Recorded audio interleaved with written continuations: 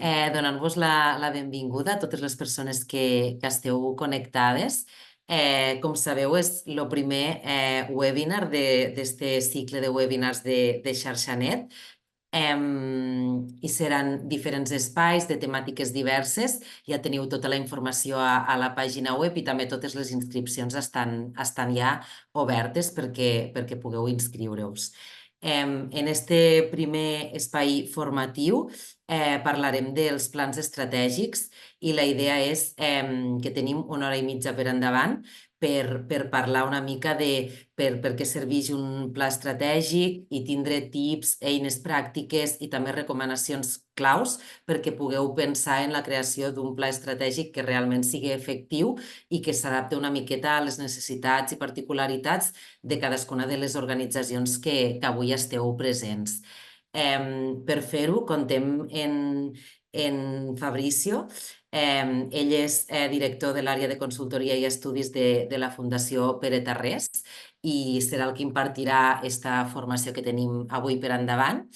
Llavors, si us sembla, li dono la paraula directament a ell i que ens presente una miqueta com serà este webinar, com tractarem el tema i què és el que ve per endavant. Llavors, res, Fabricio, si vols, endavant, tu mateix.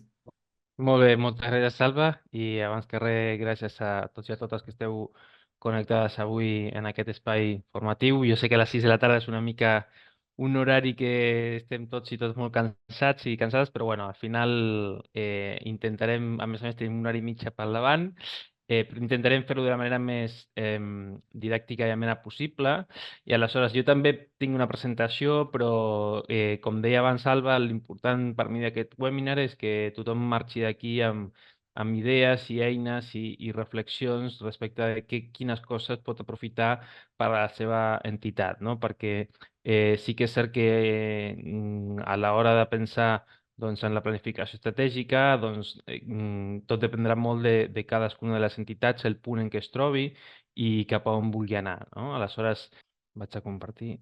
Doncs avui la idea és, doncs això, consells per elaborar un pla estratègic i el primer que, diguéssim, és important tenir en compte, no? I és clau d'alguna manera compartir dins de la nostra entitat, té a veure amb quines expectatives tenim sobre la planificació estratègica, no? És a dir, a vegades hi ha temes, per exemple, un altre tema que està molt present és el tema de medició d'impacte, no? Totes les entitats volem fer més segurament de l'impacte, però hem de tenir clar què representa cada cosa, no? I aleshores, també que la nostra entitat estigui alineada en dir, doncs, bueno, volem fer un procés de planificació estratègica. Ara parlarem també de lo que és la planificació estratègica i el que és un pla estratègic, sí?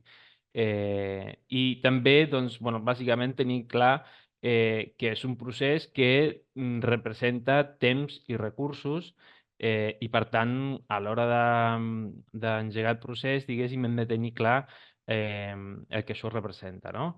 En el sentit de que diguéssim que poden haver diferents maneres de fer-ho i això també ho hem de tenir en compte i ara començarem a entrar en tema, però sí que és cert que de qualsevol de les maneres requereix que tant persones de l'entitat com si alguna persona externa ens ajuda, doncs això seran temps i recursos que haurem d'invertir, no? I després també l'últim punt és tenir clar que assumim un compromís, no? A l'hora una vegada que estigui el pla dissenyat, de portar-ho a terme. Una cosa que és molt freqüent en les entitats és que estem molt d'estona pensant i ajudant a fer el pla estratègic, fer un pla estratègic molt xulo, i després això o queda bé un calaix o el dia a dia ens va menjant i no podem, diguéssim, continuar i seguint els objectius i les línies que hem pensat, i al final tampoc és, bueno, és una mica com una pèrdua de temps, no? I després també, volia començar fent alguns aclariments perquè potser penseu potser no és el moment de fer el pla estratègic i això també s'ha de dir, no?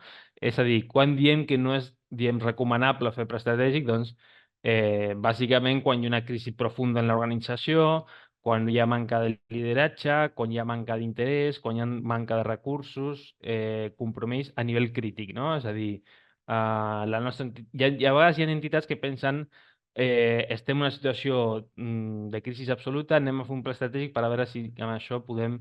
I a vegades potser sí que els plans estratègics serveixen o la planificació estratègica serveix per reorientar l'entitat, però hem de tenir clar que hi ha certs mínims que podem mantenir. No? Alguna vegada ens ha passat, no?, de que comptem amb una organització però que resulta que després hi ha una crisi tan profunda dins que no es pot, diguéssim, es comença un pla estratègic però després els conflictes interns fan que no tiri endavant. No? Aleshores, per tant, també hem de tenir en compte que l'organització pot passar per una crisi, però si aquesta crisi és sistèmica, si hi ha conflictes o una manca de lideratge o no hi ha aquest compromís que parlàvem abans, doncs també potser no és el moment com per fer-ho i tirar-ho endavant, no? Després també, una cosa important que us volia comentar és que no sempre hem de tenir un pla estratègic amb tots els components que veurem avui, amb totes les parts i amb una inversió tan profunda de temps, no? Perquè a vegades també potser entitats més petites, doncs, bueno, eh, potser amb alguna cosa més senzilla també poden funcionar.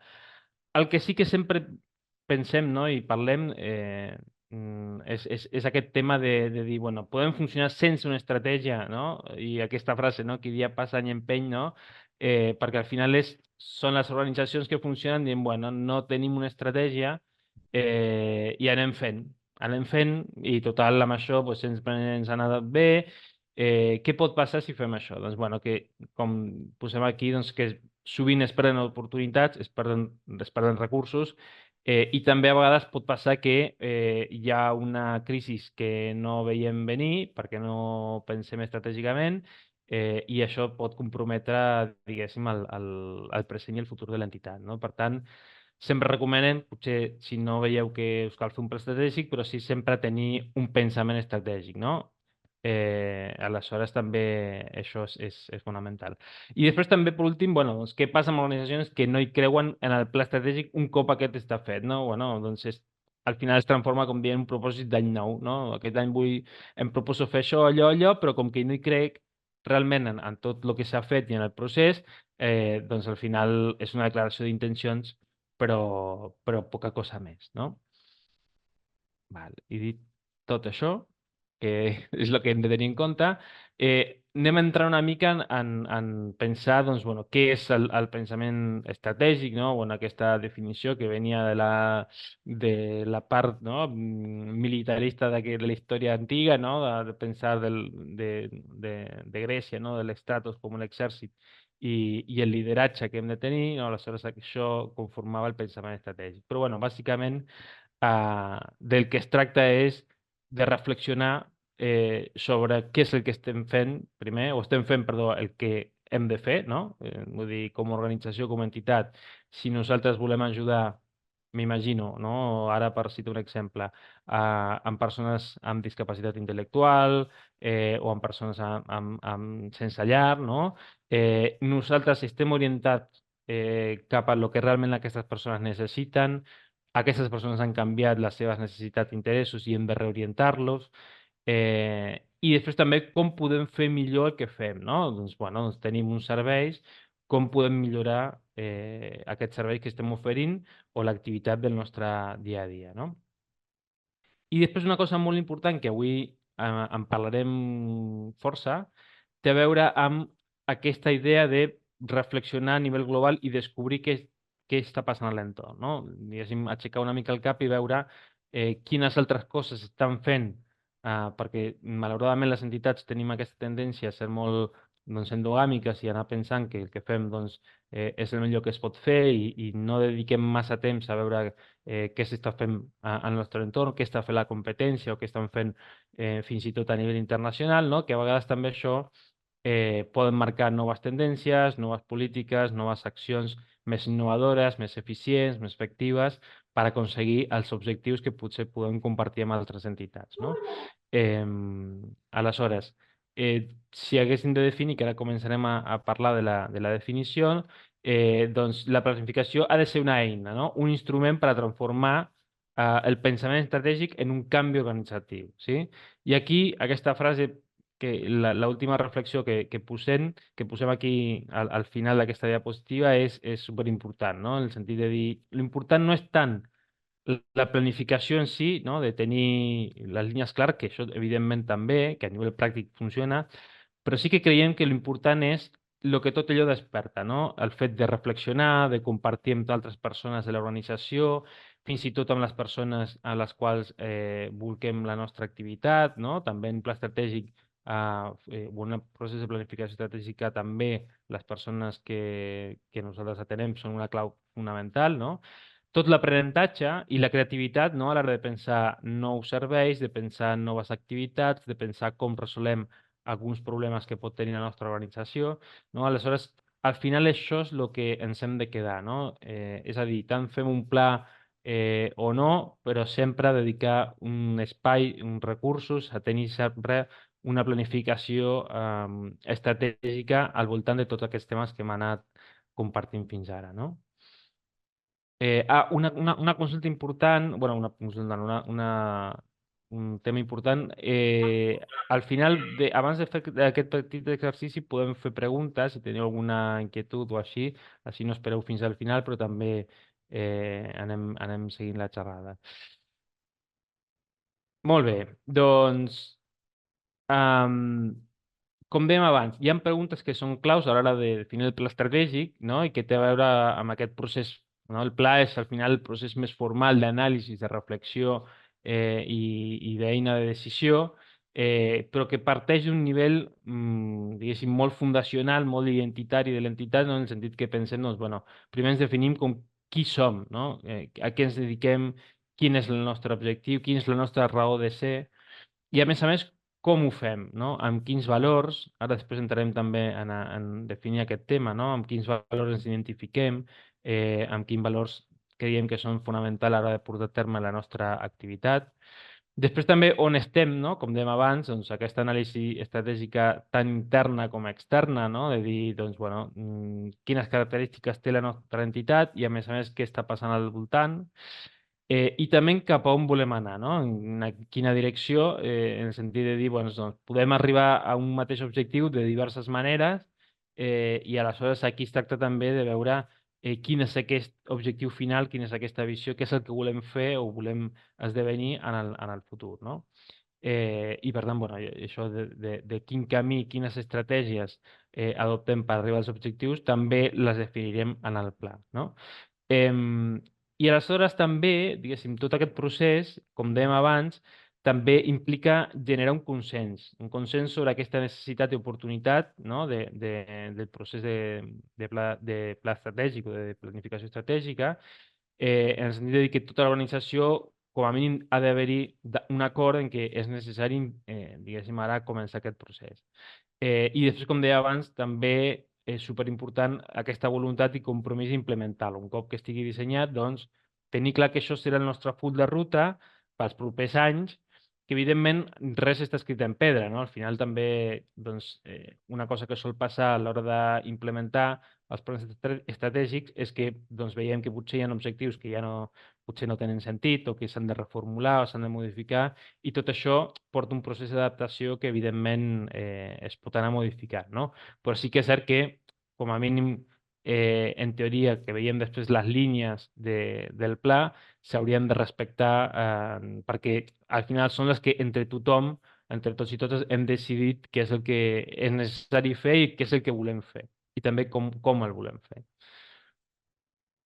Val, aquí us deixo algunes definicions, no, de què és un pla estratègic. Bueno, com veurem, parlem de diagnosis, anàlisis, de reflexió, de presa de decisions. També aquí hi haurà un moment, no?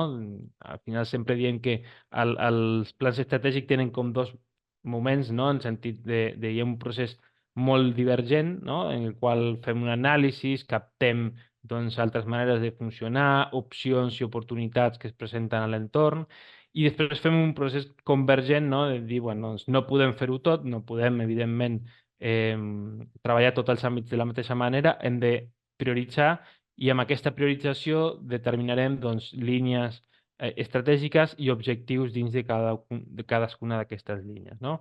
Aleshores, aquí també doncs, parlem del futur de la nostra tasca actual, quin és el camí a recórrer en el futur i també, evidentment, tot allò va molt connectat als canvis i a les demandes de l'entorn, no? Això és una part fonamental del pla, és que no podem fer-ho independentment de lo que estigui passant fora. I per tant, bueno, hi ha altres definicions més senzilles com bueno, determinació de fins i objectius bàsics, estratègies, etcètera, però al final doncs, bueno, es resumeix en el que comentàvem, amb el que comentàvem abans, no? Molt bé, doncs, com que estic parlant molt, m'agafo una mica de set.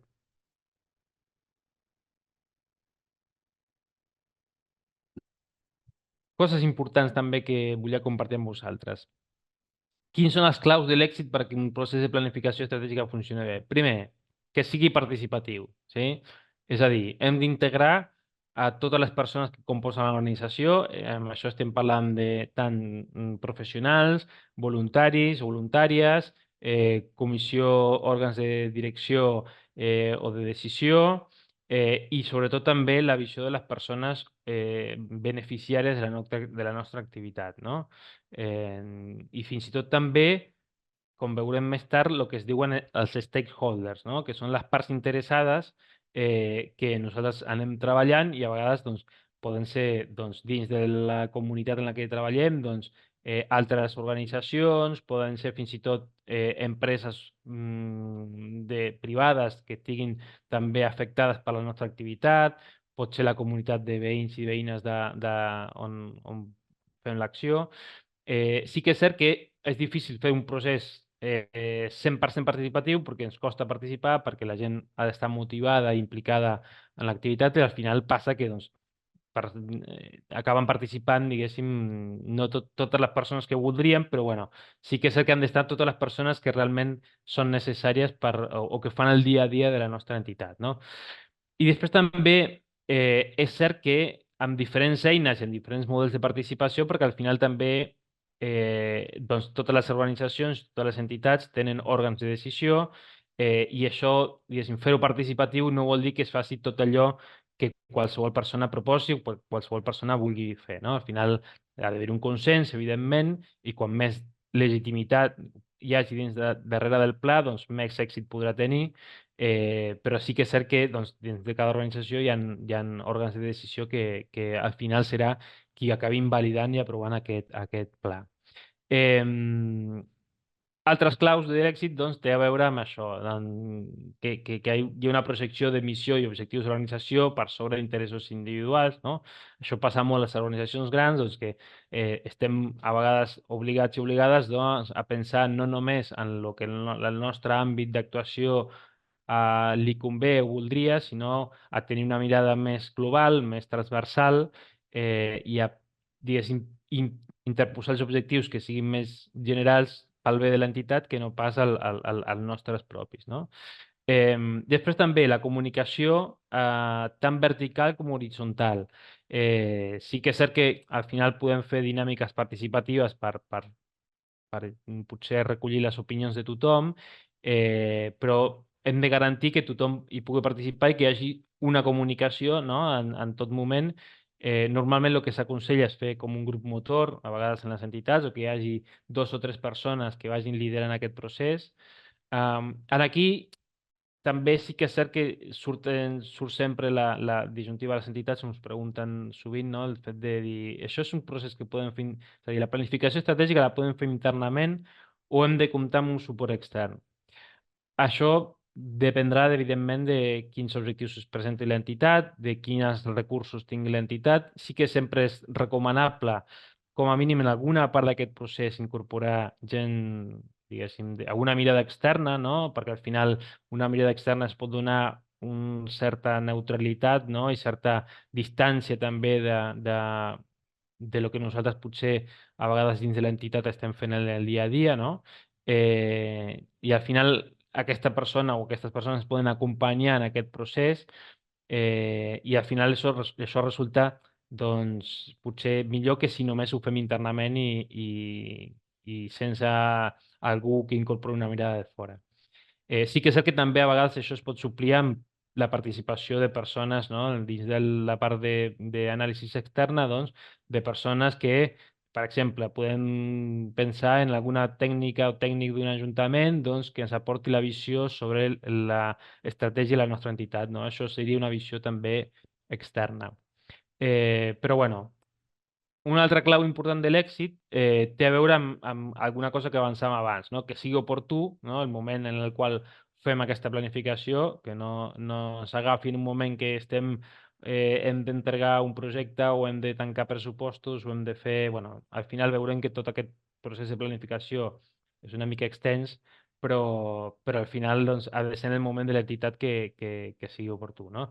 Que sigui flexible i creativa, no? Davant dels reptes, això també és molt important, no? En el sentit de que no hem d'anar amb idees predefinides, no? De dir, doncs al proper pla estratègic hem de fer A, B o C sense haver vist què hi ha a l'entorn, quines són les tendències, quina és lo que s'està fent dins del nostre àmbit d'activitat, no? I també ser creatius i creatives, no? En el sentit de dir, bueno, doncs pensem també en com podem generar noves activitats, nous serveis, en cas de pensar que és necessari, no? Això no vol dir, doncs, a vegades les persones tenim aquesta idea de creativitat que és com una il·luminació divina, i no es tracta d'això, sinó que simplement a vegades xerrant entre les persones, doncs, identificant què és el que s'està fent fora, podem dir, bueno, això podríem replicar i millorar-lo en la nostra entitat, i per tant, aquí ja estem sent creatius i creatives en un nivell doncs, de la nostra organització. Avantatges, això també és molt important. Què ens permetrà aquesta planificació? Doncs, bueno, imaginar el futur que desitgem, no? En el sentit de dir, no farem allò que, o deixarem que ens passi, doncs, allò que hagi de passar, sinó que d'alguna manera intentarem treballar per assolir un resultat de l'entitat o consolidar un escenari de l'entitat que sigui el que l'entitat desitja, no? Això, evidentment, no sempre es podrà garantir perquè al final, doncs, eh, nosaltres podem definir o decidir coses, però després també depenen de factors externs que ens influeixen, però sí que com a mínim tenim un rumb determinat. Després també aquest procés permet revisar els objectius i la missió de l'entitat, no? A vegades també es generen processos de que reflexionem i parem un moment a pensar en dir, ostres, per què estem fent tot això? Per què volem treballar en aquest àmbit? I al final això quan a vegades el compromís o la motivació baixa, també serveix com un xute d'energia positiva, no? Aquestes dinàmiques de reflexionar i de compartir amb l'excusa de fer el pla estratègic doncs, per automotivar-nos i per reforçar aquest compromís. Després també una cosa que és important és que al final, amb l'anàlisi que fem, doncs podem compartir entre tots i totes doncs, quines dificultats ens trobem i a quins reptes hem de fer front. No? Aleshores, quan tothom té això interioritzat, també doncs, té molt més clar què és el que ha de fer i cap on hem de tirar junts. No?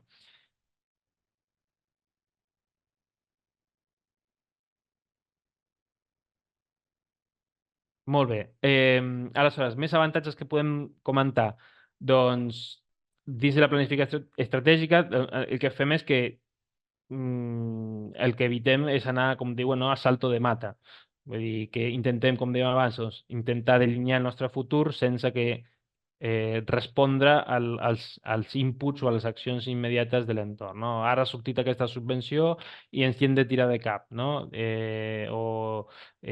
Ara ens presentarem un projecte perquè ha sortit una oportunitat i amb aquesta planificació sí que això també hauria de sortir reflectit, no? De dir doncs, bueno, quins àmbits pensem que ens hem de presentar, cap a on hem d'orientar la nostra acció.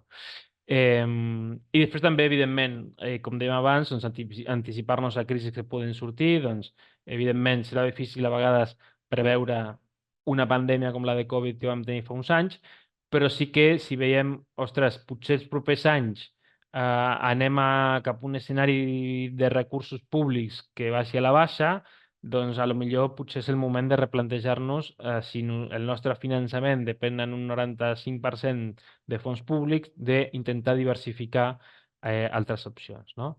I per tant, si haguéssim de mencionar beneficis d'aquesta planificació estratègica, doncs també aporta coherència entre els objectius, no?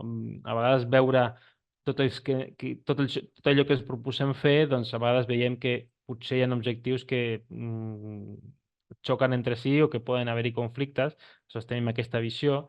Ens permet tenir, com dèiem, un full de ruta, no? Pels propers anys, i després també doncs, definim les estratègies. Com dèiem abans, doncs, podem fer moltes coses, però al final ens hem de centrar en les que tinguem capacitat de fer, no? I això ho fem col·lectivament, entre tots i totes, i això també ens reforça aquest esperit de construir conjuntament, no? Després també, una cosa que és interessant i que veurem és que al final aquesta planificació estratègica s'ha d'anar aterrant en temes més operatius, no? No és una qüestió que només pensem allà que la planificació estratègica són com les grans fites, sinó que tot això ha d'anar aterrant i acabem en temes més operatius i assignant recursos i veure com fem determinats programes, no? Després també doncs, podem revisar-ho, no? Com dèiem abans, doncs, si s'han de modificar coses, doncs, anar canviant temes. I després altres beneficis que són rellevants no tenen a veure amb promoure l'eficiència i l'eficàcia, no? L'eficiència és a dir de pensar, ostres, tenim recursos limitats, com podem invertir aquests recursos de manera tal de que aconseguim un major impacte o majors resultats amb tot allò que estem fent, no? Aleshores, aquí haurem d'entrar a veure quin projecte potser en funció de lo que també s'hagi fet ja abans en altres entitats, doncs siguin més eficients, siguin més eficaços, no? I després també, evidentment, doncs, aquest punt de ruta facilita des de la direcció doncs, el seguiment de l'activitat de l'entitat. Molt bé. Temes que no són tan importants, però potser tenim en ment, no? Aquesta idea de que la planificació estratègica és més a mig termini, ja no es parla de llarg termini, no? I, de fet, ja les planificacions a 5 anys amb els escenaris canviants que tenim avui dia són cada vegada menys comuns, no? Normalment parlem de 3-4 anys. I després també el que seria la tàctica potser no es fa servir tant i l'operativa és de dir, bueno, cada any quina planificació en tindrem. I això realment un pla estratègic que estigui ben desenvolupat hauria de tenir sobretot el nivell estratègic, però també la part operativa, no? De dir, bueno, doncs, com transformarem aquestes línies, aquests objectius en accions concretes, no? Molt bé. Per tant, quan comencem a pensar en què és la planificació estratègica o què és el que volem fer, doncs dèiem que tenim la part més identitària de qui som i què és el que fem, la part de què és el que volem fer i la part de què és el que podem fer, no? I al final, diguéssim que en la intersecció d'aquests tres conjunts trobaríem aquest punt adequat, no? O adient, que és el que hauríem de fer dins d'un pla estratègic, no? És a dir, dins de lo que nosaltres volem fer i ens caracteritza, les oportunitats que detectem i el que nosaltres dins de l'entitat doncs, tenim competències, recursos per poder fer. Aleshores, això és com una mica inspiracionalment al pla. Molt bé, doncs entrant una mica ja en tema a nivell pràctic, doncs, quines són les components d'un pla estratègic o d'una planificació estratègica, què és el que tenim en compte, no? Havíem parlat doncs, que podem dividir-ho en tres fases, tot i que aquestes fases a vegades no són lineals, sinó que doncs, podem tornar enrere, podem redefinir, sobretot en la primera i la segona, no? La fase, el que diem més filosòfica o identitària, i la fase més analítica, no? I ara us explicaré per què. Dins de la primera fase, diguéssim, o de la part més identitària, parlem de, com dèiem abans, no? Dels nostres valors, què és el que ens identifica, el respecte a la persona, el model d'atenció central a la persona, la transparència, la solidaritat, val? Bueno, després la missió i el propòsit, el per què fem, què és el que volem fer i per què, aquesta visió de futur.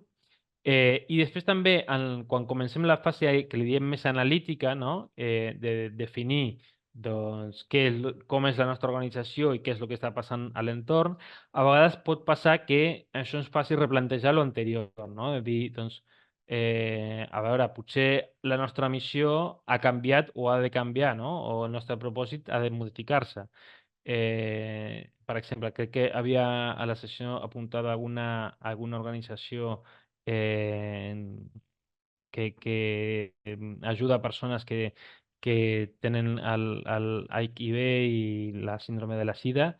En aquest cas, per exemple, si hi ha un tractament que pràcticament doncs, negativitza la població que té aquesta malaltia, doncs això ens farà que potser la nostra missió s'hagi de replantejar cap a altres necessitats, cap a altres situacions que tenen a veure amb aquestes persones. Ara he dit una cosa molt agosarada que potser, disculpeu si m'estic equivocant, però és un exemple de dir, doncs, bueno, per exemple, nous tractaments en algunes malalties, no? Fan que si nosaltres ens dediquem a, no sé, nosaltres hem treballat, per exemple, amb esclerosi múltiple, i evident, bueno, per a aquesta malaltia no hi ha una cura i tractaments són diversos, però si el dia de demà sortís algun tractament que millori però tingui altres conseqüències, doncs haurem d'anar redefinint la missió i el propòsit, no?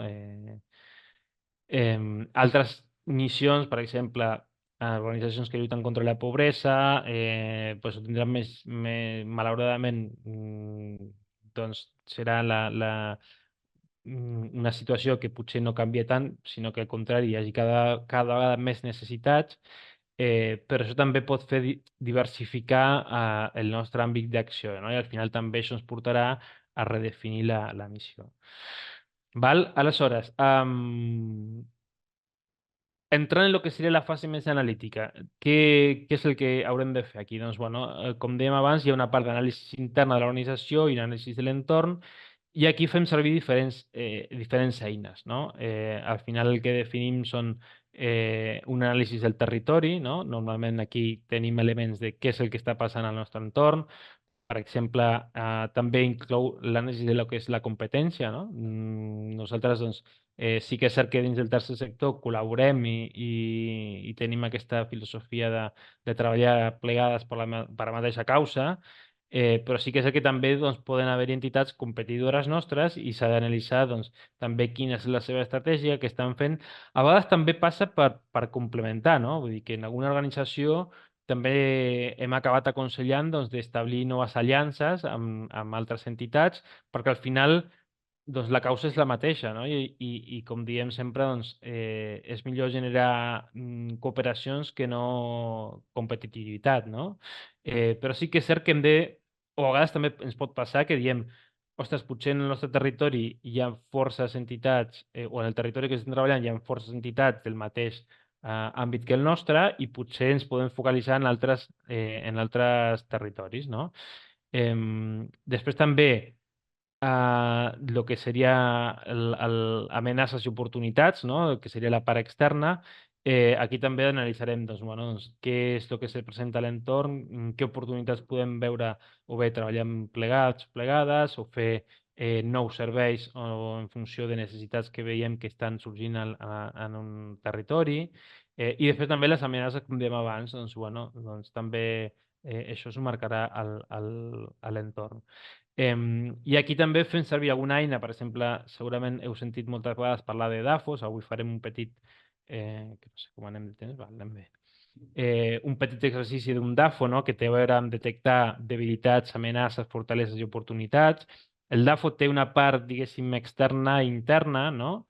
Que anirem compartint, però estaria com al mig, no? I aquí sortiran quins són els punts forts i dèbils de la nostra organització. I després hi ha un anàlisi que és el PESTEL, no? Que té a veure amb, això sí que és ben de l'entorn, no? Perquè té a veure amb tots els canvis polítics, econòmics, socials, tecnològics, educatius, de l'ambient, etc., no? Que creiem que tenen a veure o que poden afectar a la nostra entitat. És a dir, aquí no es tracta de fer un anàlisi de què està passant en el món, sinó d'identificar aquells canvis que tenen més a veure amb la nostra activitat i que ens poden afectar en el dia a dia. A vegades pensem que això doncs, ens caurà molt lluny, però, per exemple, doncs, la Covid ha portat problemes de salut mental en molts adolescents i joves, no? I això és un canvi que segurament a una entitat que treballa que el treball amb joves li afectarà de manera directa, o, per exemple, també quan mirava les entitats que estàveu connectades, doncs hi ha alguna entitat que treballa en temes de mediambientals, doncs el canvi climàtic i sobretot com està afectant el nostre territori, doncs tindrà un pes important en què és el que farem els propers anys, no? Per tant, aquest anàlisi també és important que el fem, no? I aquí sí que és cert que clar, no podem dedicar tot el temps i recursos a estar fent, no? Doncs, molt d'aquest anàlisi, perquè al final, si no, es poden perdre, perquè al final doncs, són tendències i coses molt globals. Avui compartirem algunes, però sí que hem de saber identificar doncs, quins canvis són els que tindran més efecte en la nostra organització.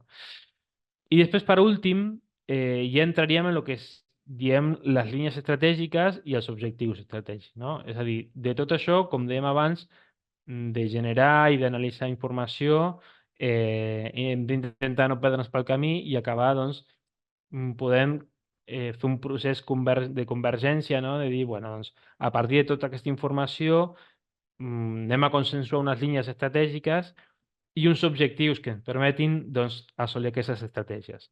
Ara després també compartirem algun exemple de com hem de fer això. I després també no ho hem posat aquí perquè és, com dèiem abans, més de la part operativa, però també aquests objectius estratègics han de concretar-se en objectius operatius, no? És a dir, doncs, accions concretes que ens permetran assolir aquests objectius i aquestes línies. Molt bé. Entrant ja en tema de la part més identitària, no? Bueno, segurament les vostres entitats o moltes entitats ja ho tenen definit o com a mínim ho tenen allà, no? Així d'una manera tàcita, no? Per dir-ho. Però la missió, no? La missió és doncs, a què ens dediquem i per què, no? És el sentit de per què existim. I aleshores també és cert que en aquests processos de pla estratègics és important revisar-les, no?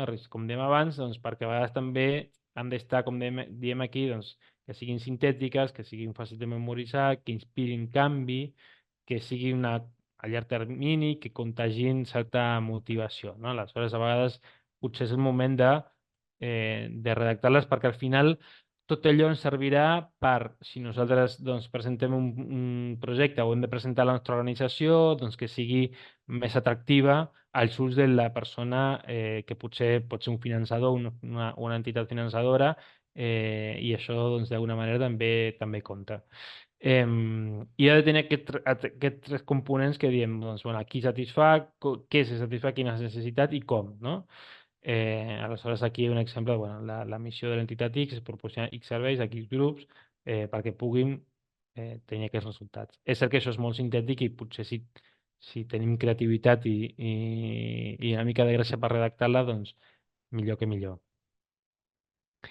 Per una altra banda, la visió també és important, no? Perquè al final és allò que volem ser, que volem esdevenir en el futur, no?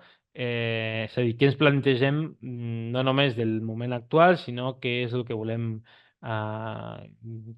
ser en el futur. Una entitat líder en l'àmbit de, etcètera, etcètera, no? Que canviï la situació, que acabi bueno, que intenti acabar amb una determinada problemàtica.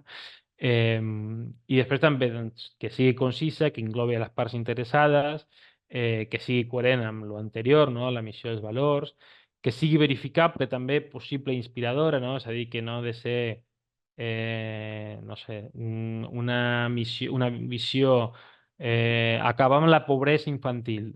Bueno, això és un desig molt maco, però difícilment no, podem fer-ho des de la nostra entitat només amb el nostre esforç. No? I aleshores aquí doncs, el que diem és això, és el posicionament que desitgem per a l'organització en mig llarg termini. No? I com deia això, ha de ser real, assequible, adequada als recursos i capacitats de l'organització. Molt bé. Un altre tema important té a veure amb els valors. No? Els valors és que també és important fer una declaració. Això a vegades sí que les organitzacions doncs no s'hi posen a pensar gaire, però també d'alguna manera serveixen per presentar-nos i per caracteritzar què sé jo què fem, no? I com ho fem. Són aquests principis que han de ser temporals, no? I que no hem de caure en això que deia Groucho Marx, no? De aquests són els meus principis, però si no li agrada tinc uns altres, sinó que han de ser coses que al final siguin propis de lo que nosaltres sentim com a organització, no? Aquí pot ser mm, no, per exemple, doncs, la transparència, la igualtat de gènere, la centralitat de la persona, és a dir, tots aquests valors que per nosaltres realment són fonamentals i que no podríem pensar en la nostra acció del dia a dia, no? Eh, per això és aquesta frase, no? Que els mantindríem encara que les situacions facin que sigui una desavantatge.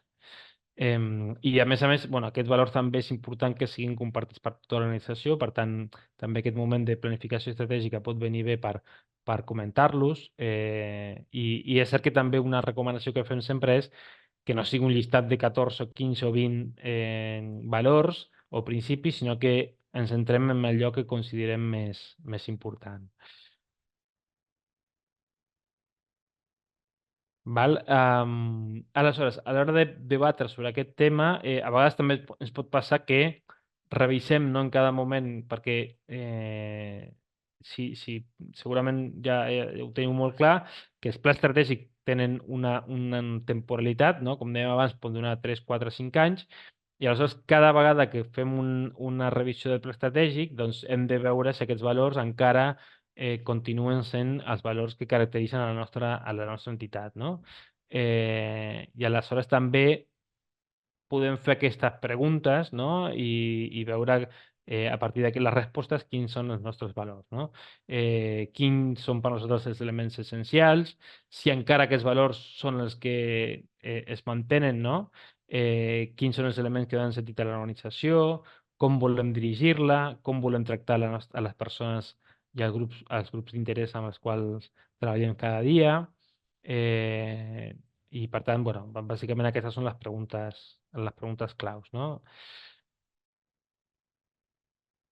Molt bé, doncs ara parlarem una mica de l'anàlisi de l'entorn, i aquí és important que tinguem en compte doncs, què volem dir quan parlem de l'entorn.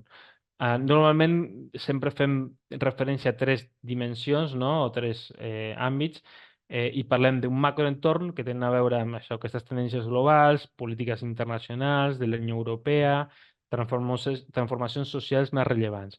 Que a vegades podem pensar, ui, això a nosaltres no ens afecta com a entitat, nosaltres som una entitat que està molt arrelada en un territori, però això no és cert. És a dir, totes les polítiques internacionals, més avui en dia, sobretot al nivell de la Unió Europea, ens afecten i acaben al final també aterrant al nivell local, no? Per tant, hem de tenir present que aquestes tendències també ens afecten, no? Després també el que seria el mesoentorn seria doncs, canvis de polítiques públiques a nivell estatal o a nivell autonòmic, i per últim aquest microentorn de la nostra organització, el territori i, com dèiem abans, la competència. Molt bé, aleshores, dins el que és l'anàlisi del macroentorn, bueno, ara es parla molt d'això, no? De com hem passat de l'entorn, abans es deia l'entorn Bani, no? A lo que és l'entorn VUCA. Aquests acrònims a vegades no són molt feliços, però sí que és cert que doncs, hem de tenir en compte això, que estem en entorns cada vegada més volàtils, més efímers, més canviants, que hi ha una incertesa que s'oposa a la sensació de seguretat, no? Que cada vegada hi ha factors de major complexitat, no? Perquè hi ha interdependència entre diferents elements del sistema, que hi ha més ambigüitat, no? Més coses que són difícils d'interpretar, i aleshores tot això ens fa pensar que, per exemple, doncs, potser les solucions que estem pensant avui en dia no seran les mateixes que tindrem en el futur, no? Perquè l'entorn al final doncs, és molt canviant, i al final també aquesta complexitat fa que hem de pensar-nos no només com una entitat que dona resposta a un problema en concret, sinó que hi ha múltiples factors que estan intervenint i afectant fins i tot a les persones per les quals treballem, no? Aleshores, bueno, això, aquest anàlisi de l'entorn hem de tenir-ho clar en aquest sentit. Aquí us demano perdó que és el que us deia abans que m'havia alterat la presentació. Les numeracions veuran que surten una mica rares. Després, quan passi la presentació, prometo que ho arreglaré. Eh, és quan transformes el camp al PDF que fa coses rares, no? Eh, però bueno, aquí volia mencionar simplement 10 canvis que estan afectant a les organitzacions a partir d'un anàlisi que ha sortit relativament fa poc i com hem de treballar-les a les nostres organitzacions. No? Encara que siguem una entitat petita, a vegades les entitats petites són les que més ràpid reaccionen, no? A xocs, no? Que hi ha per temes que poden sortir en l'entorn, no? Aleshores, esdevenir una entitat més resilient. Després també les organitzacions híbrides, com treballem el tema remot, el tema virtual, l'aplicació de l'intel·ligència artificial, perdó, que a vegades pensem que això no ens afectarà, però cada dia està més incorporada dins de les nostres entitats, no? I que, a més, hem de veure com les aprofitem com una eina per millorar l'acció del nostre dia a dia, no? I després també, doncs,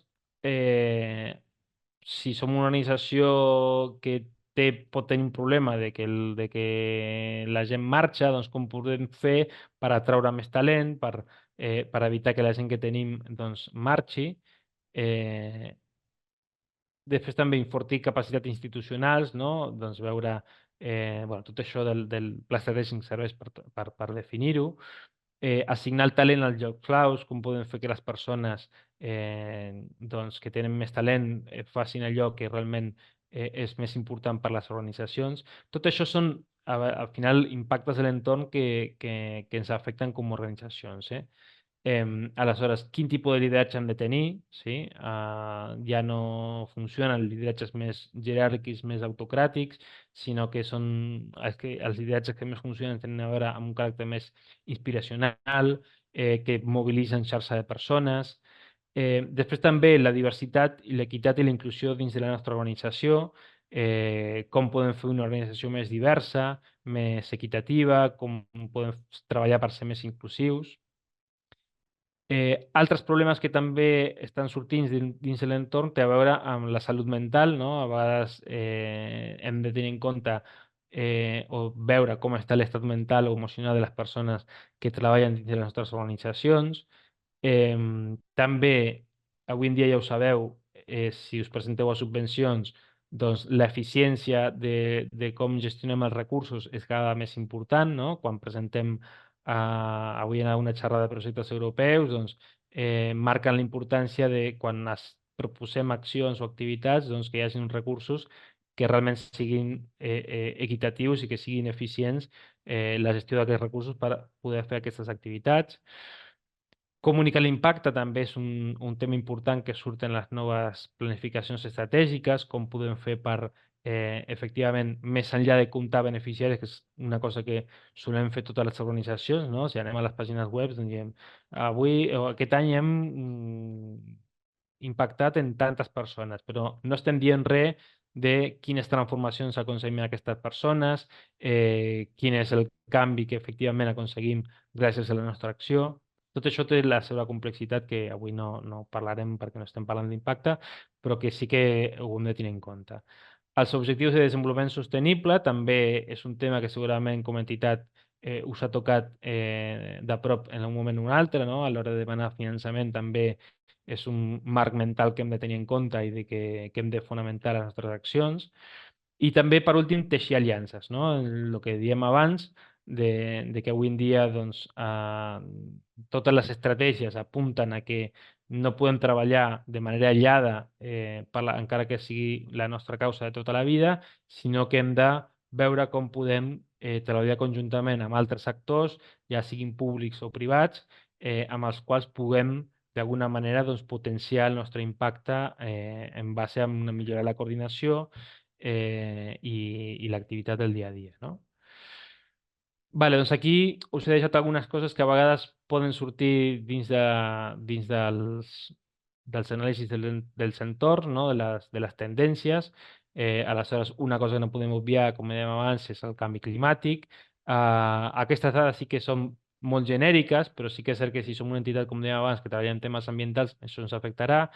També hem de tenir en compte que l'efecte d'aquests canvis, del canvi climàtic, tenen a veure amb les migracions de persones i, per tant, segurament ens trobarem en els propers anys que bueno, ja ens estem trobant ara, però cada vegada més per raons del canvi climàtic ens trobarem que hi ha més persones que es desplacen a societats que tenen més recursos com la nostra i, per tant, això ens pot afectar, no? En el dia a dia. Avui estem treballant amb una entitat del Penedès amb un pla estratègic i és un tema que es preocupa, no? En el sentit de dir, bueno, doncs és clar que tindrem cada vegada més persones migrades amb necessitats diferents, amb necessitats de serveis diferents, no?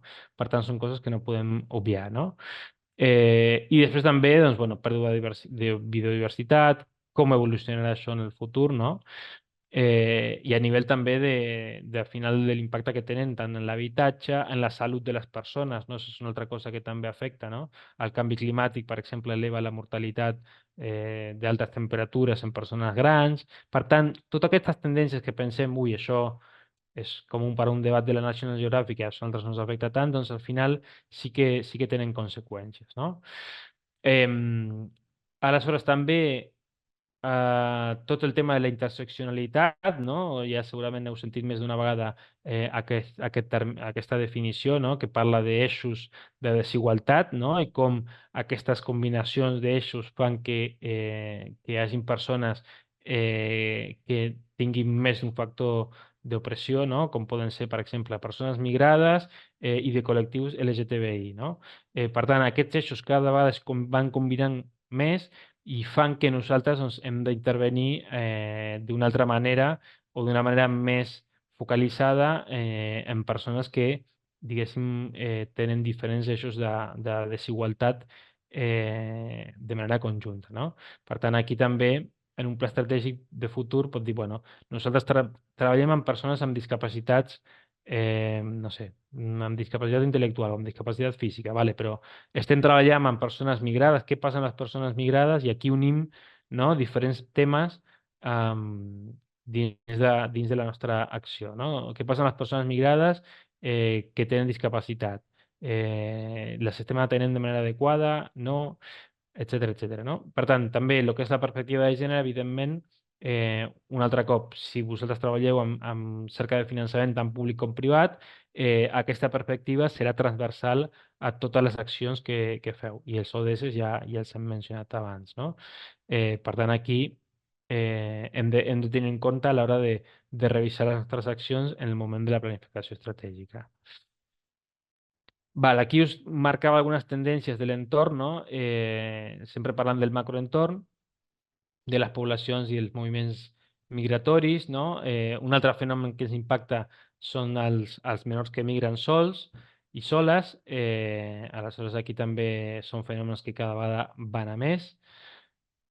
I aquí marcàvem unes tendències més de tipus polític i de participació ciutadana i societat no volguda com fenòmens diversos que també ens poden afectar, no? Quin impacte té, doncs, la radicalització política, les fake news, que hi hagin persones o el jovent que cada vegada més pensi doncs, que les solucions als problemes socials són de tipus individual i no col·lectiu. Això pot repercutir en el voluntariat que tenim en les nostres entitats. Com fem, per exemple, augmentar aquesta participació ciutadana, no? Aquestes són algunes de les problemàtiques del macroentorn que s'afecten en el microentorn. Després també, doncs, bueno, què està passant, que avui sortien les notícies el tema de la soledat no volguda, no? I com aquest fenomen està creixent i com això afecta al que estem treballant, no? Potser nosaltres estem treballant amb gent gran i segurament vosaltres, si hi ha alguna entitat que treballa amb gent gran, doncs ho té detectat, però bueno, com podem a vegades fer-ho més visible en altres col·lectius, no?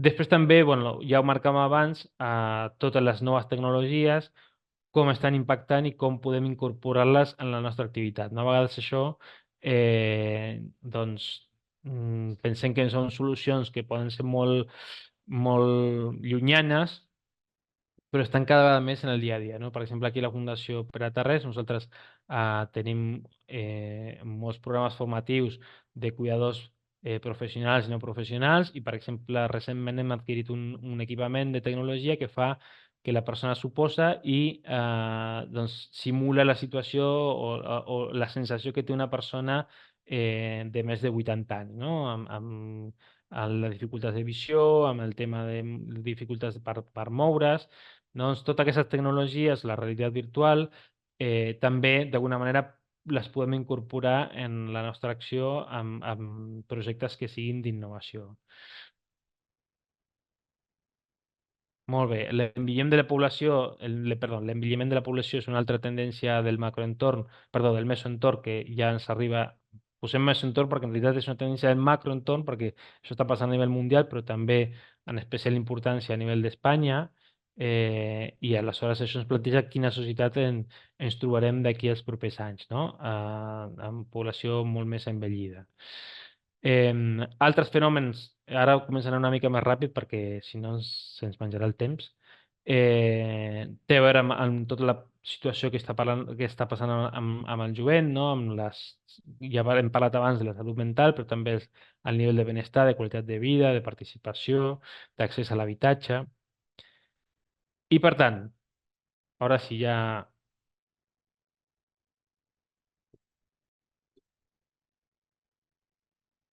tornant una mica al DAFO inicial, perdó, l'anàlisi estratègic, aquí hem de veure, doncs, com dèiem abans, ja hem parlat de l'anàlisi de l'entorn, hem parlat també de les tendències, i aquí ens focalitzem també en el que és l'anàlisi de la competència, no? Aleshores, aquí el que normalment fem en les plans estratègics és marcar, doncs, bueno, quines són les entitats que competeixen amb nosaltres, quines capacitats d'influència tenen, quina és la seva percepció, no? Com a entitat o de marca, quines són aquestes parts interessades, i després una altra part que no pot faltar dins de lo que és el pla estratègic té a veure amb aquesta anàlisi interna, no? Aleshores, veure com estan les persones de la nostra entitat, els recursos que tenim, materials, financers, etcètera, tecnològics, com està la cultura, les competències de la nostra entitat, l'organització, els resultats que hem tingut, la història, tots aquests factors al final fan que d'alguna manera el nostre pla estratègic es caracteritzi d'una manera o de l'altra, no? Aleshores, recordeu aquesta part de lo que és el DAFO, no? Aquí es tracta bàsicament de que identifiquem, no? Doncs, debilitats, amenaces, fortaleses i oportunitats, no? Recordeu sempre que les amenaces i oportunitats són més de tipus extern i l'altre, diguéssim, debilitats i fortaleses més de tipus intern, no? De tot allò que ja ara ens posem ja en el moment en el qual ja hem fet o ja estem plantejant, no, entrar a l'última part i abans d'entrar en aquesta última part hem de tenir en compte, doncs, sobretot diguéssim, d'aquesta primera part d'anàlisis, aquestes preguntes, no? A l'hora de pensar ja en el que seran les línies estratègiques i els objectius, no?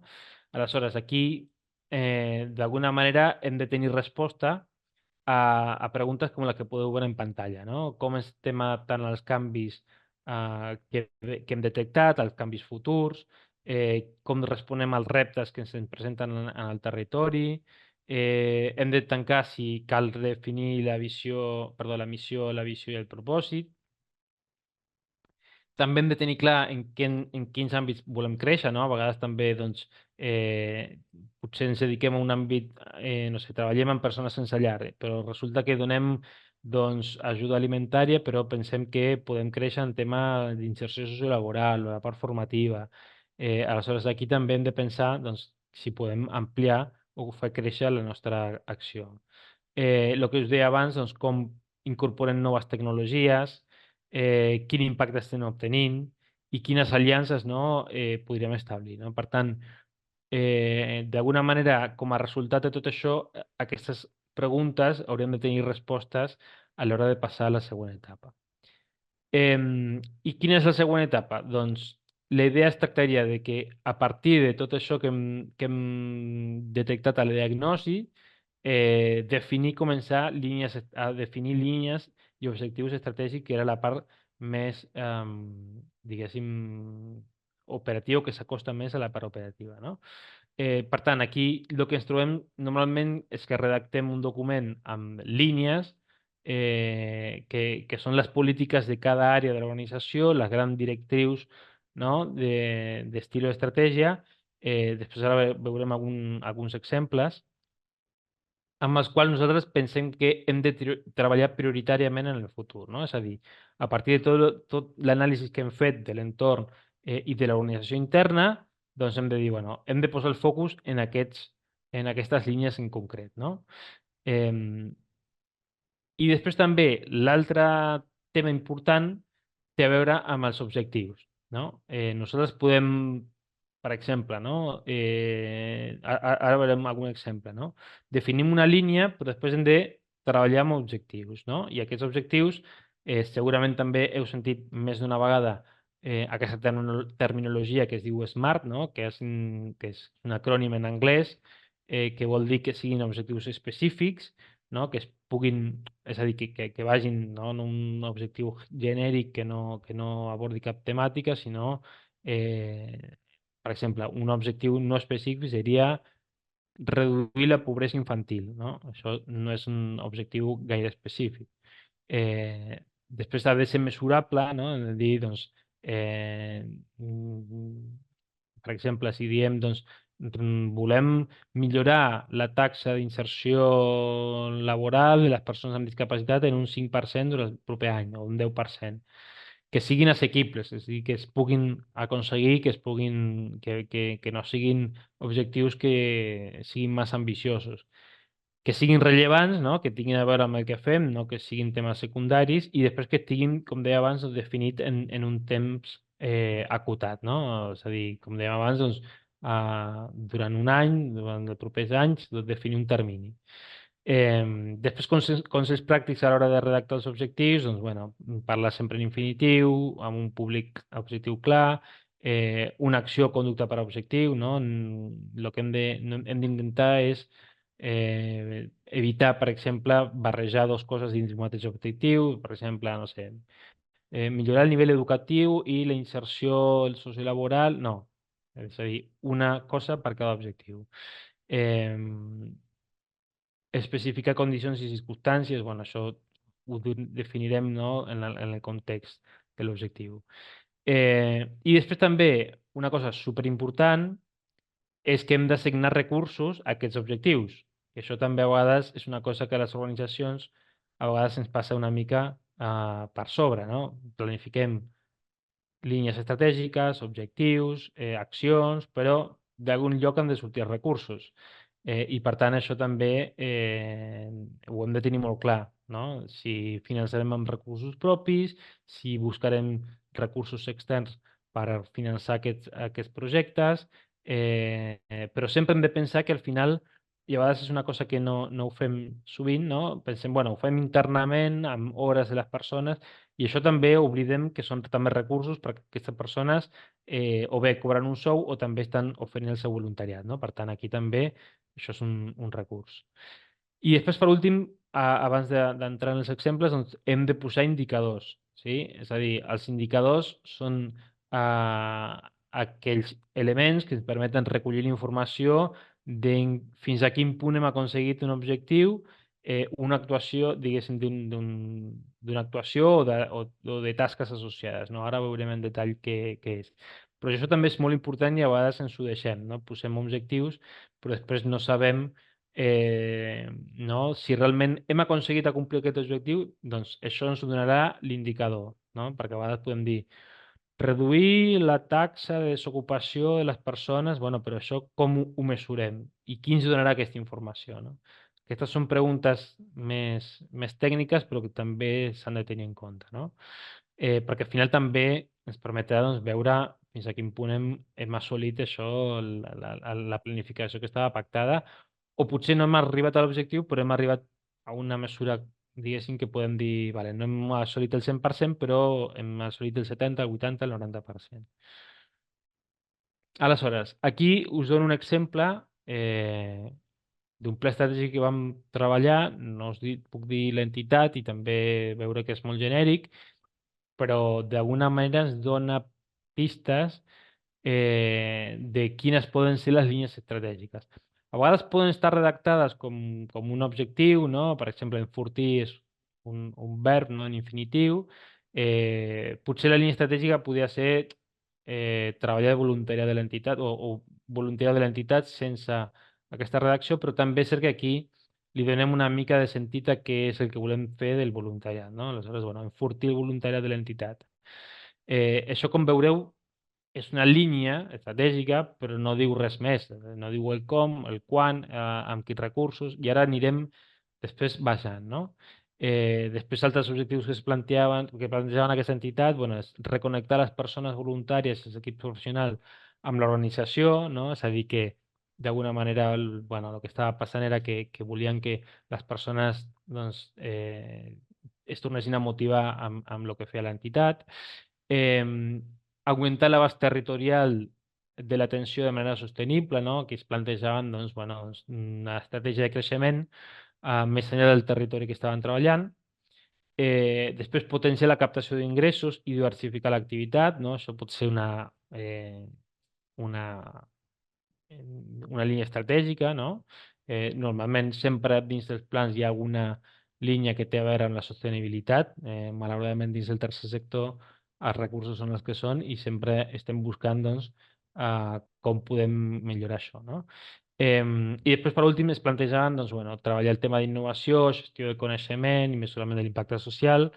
Aquí és cert que jo personalment ho havia dividit en diferents línies, però bueno, al final aquí també va a gustos de les organitzacions i hem de trobar el redactat amb el que tothom se senti còmode.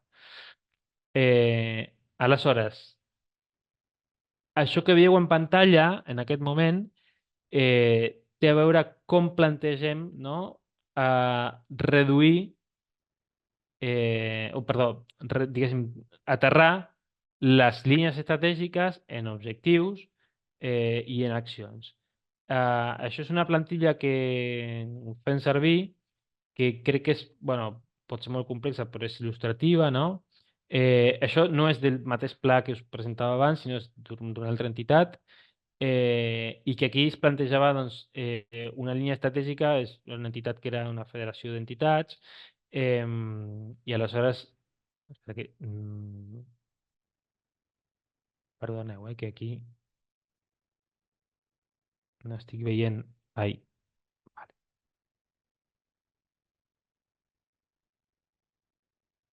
Bueno, no puc llegir el redactat, perdoneu, perquè em tapa la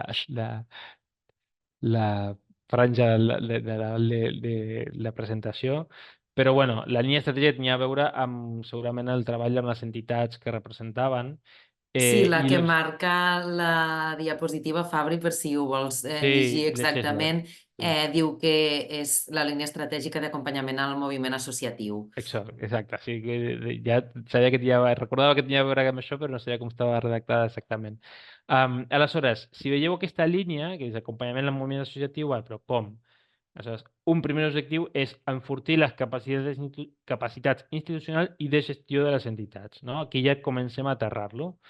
Però clar, amb això no serà suficient. Aquí haurem de dir, per exemple, no? Objectiu operatiu 1, no? Doncs desenvolupar un pla de formació per a les entitats, no? Això ja és un objectiu operatiu perquè hi ha una cosa concreta, no? I per tant, aquesta fitxa sí que és útil, no? En el sentit de dir, bueno, tenim una primera cel·la que és reptes, objectius i justificació, és a dir, aquí hem de escriure el per què. Tot això després anirà al pla estratègic, no? És a dir, al final tot això ho incorporarem en el document de pla estratègic perquè d'alguna manera ens permetrà doncs, compartir què és el que estem fent, no? I per tant, aquí el que hem de dir, per exemple, reptes, objectius i justificació, hem de dir, bueno, per què creiem que això és un objectiu rellevant? Al mateix temps, què ens proposem amb aquest pla de formació per a les entitats?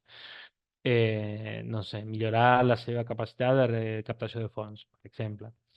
Després també és molt important pensar quines activitats previstes i quina metodologia farem servir. Doncs aquí, per exemple, podria ser, doncs, ara m'ho invento, no? Dins del pla de formació, doncs, crear un campus virtual. per exemple, no? Com ho farem? Quina metodologia d'aprenentatge incorporarem? Tot això ens permetrà doncs, caracteritzar l'objectiu i l'acció. I després també els recursos econòmics necessaris. Com deia abans, superimportant això, tenir en compte, doncs, això ens implicarà doncs, 500 hores de personal de la nostra entitat per fer-ho, o tants recursos econòmics per comprar el que sigui necessari. Després també és interessant posar qui és responsable, bueno, àmbits, es refereix a àmbits de l'organització, si som una entitat petita, doncs potser només la persona responsable. I una cosa que és interessant és tenir això, indicador de resultat i d'impacte, no? Perquè al final aquí hem de veure, doncs, a vegades potser és difícil establir un valor inicial i un valor final, però sí hem de dir, doncs, bueno, indicador de resultat, per exemple, és doncs, formar a més de tant, o formar 30, a més de 30 entitats a l'any, o que participin més de 30 entitats a l'any. Això seria un resultat, no? I un resultat d'impacte podria ser, doncs, veure com aquest curs de captació de fons efectivament ha aconseguit que les entitats captin més fons. Eh, però també tindrem indicadors de processos, no? Pues, per exemple, això és tan senzill com dir, bueno, s'ha dissenyat i creat el campus virtual. Check. És a dir, això és un indicador de procés perquè és el que necessitem per assolir el resultat, no? Primer hem de fer el campus virtual. S'han planificat tantes accions formatives, etcètera, etcètera, no? Aleshores, per tant, aquí doncs, hem de tenir en compte aquests indicadors. I per tant, per últim, sí que a vegades aquí posem doncs, com es vincula amb altres línies, si és que hi ha algun tipus de vinculació, i sí que també és molt important la calendarització de posar això està previst que comenci aquest any i s'acabi aquest any, o que comenci aquest mes i s'acabi, no sé, això serà una acció recurrent o no, però bueno, posar-li un termini perquè després també farem un calendari de tots els objectius i les accions i veure en quin termini està dins del pla estratègic. I amb això ja acabem la presentació. No sé si teniu preguntes, si voleu compartir. Em sap greu haver-ho deixat per al final, però realment m'ha costat una mica així. És un tema que dona per molt, vull dir, penseu que hi ha cursos i formacions molt més llargues de planificació estratègica i aquí intentar sintetitzar tot en una presentació a vegades costa una mica. Eh, però bueno, espero que us hagi servit i no sé si teniu alguna pregunta, algo que voleu compartir.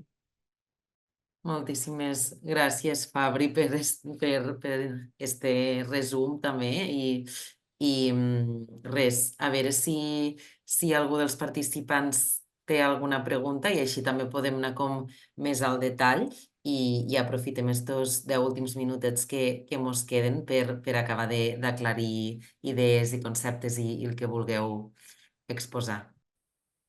Jo, si ningú té cap pregunta, sí que m'havia apuntat algunes cosetes. Molt bé, Eh, pues endavant. Sí? Vale. Mira, primer m'havia apuntat que, sobretot a l'inici, has explicat que quan se feia com tota la prèvia, no?, d'ubicar una mica valors, missió de les entitats i tal, hi havia part d'esta feina que després ja no es revisava, sinó que això quedava una mica com, no?, el que tenia més pes dintre del pla. Però sí que, no, he vist que hi havia una part com més operativa que sí que es proposava que es revisés cada any per anar fent una mica de seguiment del pla. Llavors, com saber quines coses de tota aquesta feina prèvia eren les que es mantenien al llarg dels anys que estigué en funcionament el pla i quines eren les que s'anaven revisant, diguem-ne, en els terminis que s'establissin dins de l'entitat. Val, en principi, com deia abans, tot el que és la part més identitària, això cada anys es pot anar revisant per veure si ha canviat o no, si ha hagut algun canvi que es fa revisar la nostra missió, però són els elements més de continuïtat perquè formen part del que som i del que volem fer i com treballem, no? En principi això són les coses que són més perdurables, no?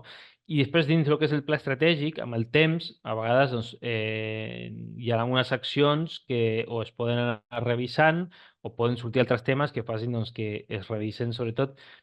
Hauríem d'intentar de que les línies estratègiques no es modifiquen en la mesura del possible, és a dir, aquí són les els àmbits en els quals realment considerem que s'han de treballar i s'han de continuar treballant durant un temps prolongat.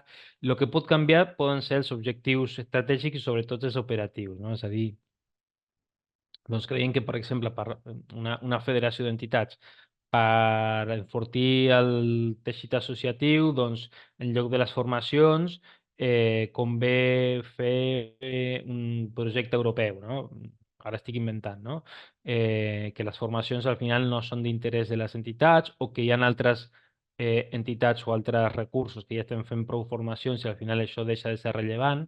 Per tant, la línia estratègica d'enfortir el moviment associatiu l'hauríem de mantenir perquè al final també marca molt el que volem fer, però podríem, diguéssim, dotar-la d'un altre contingut, no? Per tant, aquí, aquestes són les coses que amb el temps s'han d'anar d'alguna manera revisant. I dins de cada línia estratègica, no sé si hi havia com algun número d'objectius que fos òptim o depèn molt de l'activitat de cada entitat o no sé si hi havia com Sí, alguna orientació. aquí depèn més que res, depèn dels recursos que tinguem com a entitat, no? És a dir, sempre hem de ser prudents a l'hora de dir, perquè, com dèiem abans, no? Tots els objectius que es tracin, al final, o que es determinin, han de tenir uns recursos assignats, ja siguin temps de les persones o en recursos materials, i per tant aquí hem de veure a les persones amb les que podem treballar, o ja siguin professionals o persones voluntàries, però normalment és aconsellable no fer molts objectius d'entrada per poder una planificació prudent i si després veiem que en el transcurs del pla estratègic ja hem assolit objectius, podem proposar-nos de nou, no? Sense haver de fer un nou pla estratègic. Però sí que és cert que quan fem aquesta...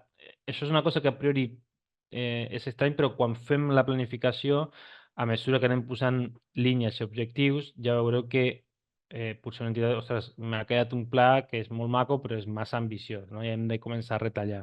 Per tant, aquí és important, sobretot, prioritzar, veure què és el més important i després també, doncs, com deia abans, no? Veure quins recursos tenim.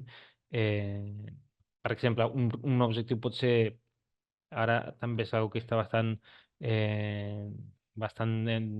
en tema, no? De dir, bueno, volem fer projectes europeus, vale, però qui es dedicarà, amb aquests recursos? Aleshores, si volem fer projectes europeus, projectes d'IRPF, subvencions aquí, concursos de serveis, bueno, el, per tant, aquí hem de tenir en compte perquè el perill que es pot passar és que ens quedi un pla amb molts objectius, moltes activitats i això sigui com una llosa que diu, ostres, això ara com ho portem a terme, no? Per tant, jo sempre aconsello tenir el més important crec que és tenir les línies clares i els objectius clars. I després les accions ja les definim sobretot potser any a any, no? Que això és una altra estratègia. No cal definir objectius pels 5 anys d'activitats, sobretot, no? Sinó que cal definir els objectius, línies i objectius estratègics i després els operatius cada any els anem proposant i revisant. Pues moltes gràcies. Si no hi ha més preguntes, ja són les 7:30, així que anirem tancant la formació. Animar-vos a consultar la web, el que us dia, el cicle avui just arranca, així que queden molts espais formatius per endavant que us animem a que mireu i a que curiosegeu i us apunteu.